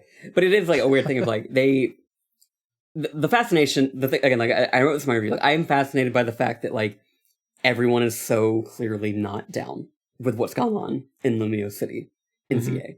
And I love that Pokemon is like actively acknowledging, like in a very like almost metatextual way, like we don't know what the fix is, and we're trying to figure out like how we maintain the world that we have built, and also interrogate the ways in which it is fucked. And so, really, I like the idea of hypothetically, like I like the idea of watching Pokemon continue to struggle with that because progress isn't immediate in any case. Like we live in the real world, we see that like for every move forward that we have 10 steps back because of something bullshit that happens. And so I do like the idea that Pokemon could just be in this sort of weird limbo of just trying to figure it out, because there's never going to be a last Pokemon game unless like something catastrophic happens and everyone stops playing and buying these games. And so the idea that it could even be just kind of like outright admitting we don't really know how to fix this and to keep everything going is a very like bold thing for like an all ages series to be doing. So we'll see. I wonder like, cause if they had gone with some kind of like fairy tale resolution to this, where it's like, I wish that Pokemon, live in harmony with people. And it's like, so the company's not magic, right? So they can't, they're not going to change the way the world works. But if they had resolved it in that kind of fairy tale thing, I would have been like, all right, that's, I guess we're ending it that way. But it does feel a lot more real. And that's a good point to bring up, that it's like, it could be Game Freak doing a metatextual thing where they're like, we don't fucking know how this works either. And it's going to be messy anytime we really interrogate any parts of this universe, which is what's interesting about this Legends series is like, that's what they've kind of built it around is probably the first question that you ask is like, what would your life be like if you walked out your front door and there's a alpha salamence right outside your door? You're like, oh shit, I guess I'm not going to work ever again. Hopefully that trainer rolls through and catches that thing. But yeah, kind of interesting what they did. It's got ideas. It's got questions. Yeah. If the Pokemon universe, grown up as we know it, has anything, it's got questions. So they're not going to be short of ideas for the next Legends game. Is there a particular region that you hope to see in a Legends game in the future? I mean, Kalos was actually my answer when Arceus came out, because under the impression that they would maybe go back into the past, that's what Arceus did, but then they didn't do that, and they, instead did a present day story, which I am ultimately like still content with, because I was happy with a lot of the resolutions and stuff. So I think ZA kind of just told me like I don't have a checklist. I don't have like a request list. I'm like open to whatever ideas they have, but because it's clear that Game Freak is kind of enjoying working in the space that it has not been allowed to for a long time. So I'm like, I'm here for the ride as long as Raichu's there in each game. So. And I have Pikachu privilege, which means like my favorite is going to be in most games. So. Yes, exactly. Yeah. Which games are Kalos? X and Y. Oh, so more in this. Okay. No. Like when Arceus came out, like I wanted Kalos was your wish list, and then you don't have another. And now I don't have a wish list. No. Okay, fair enough. Gotcha. Yeah. Johto, that's what it's called, from Gen 2. That's still my wish. I think that you could get into some cool mythology with Ho-Oh and Lugia and the legendary dog cat monsters. I think you could do that in a fun way too. That was what I said in the Pokemon Legends Arceus episode that I did. But I think one of the things I wondered the most about this when they announced this, that this was going to be the setting, is like a modern setting, is like, I thought they were going to go back in the past and they didn't. This is clearly not the continuing idea for it. And I don't think that this suffered at all for being a present story or future, whatever. So yeah, do whatever. I just selfishly hope it's connecting to a game that I played before, unlike this one. Well, what you need to do then is you need to just go back and play all the ones that you haven't played. I do. Yeah, I'm planning to play Black and White for the first time. I missed those. I heard those have some interesting story ideas, if it's not fully explored because it's Pokemon. They have ideas. I think like it's, and there's some great writing by Jake Steinberg about how Black and White is a Reddit game in terms of like people remember things about it from when they were younger and then just like perpetuate a certain, like almost like a lie about it. Cause like Black and White has ideas, but it is like sloppy, like childlike execution, which is why I think that they've gotten better over the years in terms of like able to like actually deliver narrative, because Black and White gets kind of like held up as like, oh, this is the best Pokemon. And I was like, oh, so y'all played that when you were 6 and didn't go back. Okay. There's certainly that aspect. That is a real thing. I'll have to check that out. I enjoy Jake Steinberg's writing, so I'll have to check that out. Yeah. Anything else about Legends ZA now that we're in full spoilers that we didn't talk about before? No, not really. I mean, that was like the gist of like the important shit to me at the end of that game. Yeah. That, like I appreciate it as a city simulator, as a sort of like, and by that I mean like a community simulator. And I think it hit me exactly when I needed it to, and also Mega Raichu's coming, so like perfect game, 10 out of 10 game of the year, actually. Yeah, there you go. Yeah. It's all settled. Yep. We all have our own criteria. All your lists, tear them up in Google Docs, and put the number one king of 2025 up top. Yeah, exactly. If you want your game to be at the top of Ken's list in the future, just put Raichu in it. There you go. It may not be a Pokemon game, or maybe, doesn't matter if Raichu's there. If Tokyo Games wanted 100 line to get a deserved spot at number 1, Raichu would be in there. Yes, exactly. Yeah. Well, I guess I got to knock Expedition 33 off the top of my list because there is no Raichu in that game. Nope. Sandfall, what were you thinking? Yep. Well, Ken, it's been a lot of fun talking about the game with you. I really appreciate you giving me your time and giving me a good conversation. So thank you. Of course. I can yap about this for days. So. All right. You have an invitation to come back anytime you got a game you want to yap about. I'm just over here talking. So really, again, I appreciate it. And at the end of the show, I'll give one final call for everyone to check out Ken's writing at Kotaku and check out Normandy FM if you want a kind of long form book club style podcast. Again, major props to everyone who had the idea to spread games out over multiple episodes. I apparently can't do that. I mean, I miss having a weekly show of like actually like new topics all the time, because I feel like because I used to do like a weekly sort of like game news show for a long time, and now I just like I'm so tuned out of some things. It's freeing, but I do miss it. That's true. If you're not enjoying a game and you get to episode 12 or whatever, and you're like, "Fuck, can we talk about something else?" Well, you're listening to the Nier series right now, so okay. Got something to look forward to. Well, thank you again. Thank you, everyone who has stuck it out to the end. As always, you are my hero, and tune in next week for the next game to come out of the backlog.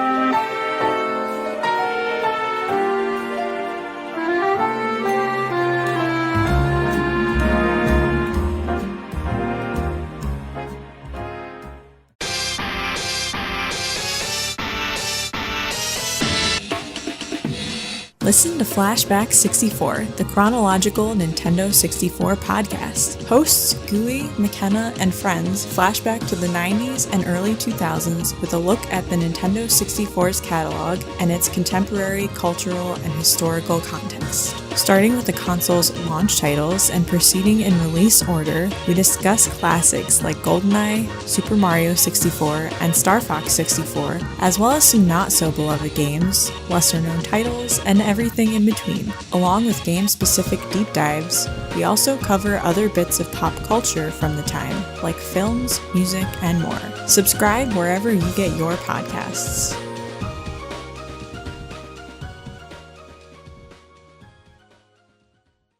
Hey, Nerf herders. You sure you want to go with that? Hey, everyone? There we go. More inviting. Have you ever had a movie that you really wanted to love, but something holds you back? Or one that you did love in spite of a flaw? Well, I'm Case Aiken. And I'm Sam Alisea. And on Another Pass, we sit down with cool guests to look at movies that we find fascinating. But flawed. And we try to imagine what could have been done when they were made to give them that little push. We're not experts. We just believe in criticism. Constructive criticism. Sure. So come take another pass at some movies with us. And every now and then, we can celebrate movies that did it on their own, too. You can find us at certainpov.com or wherever you get your podcasts. Pass it on.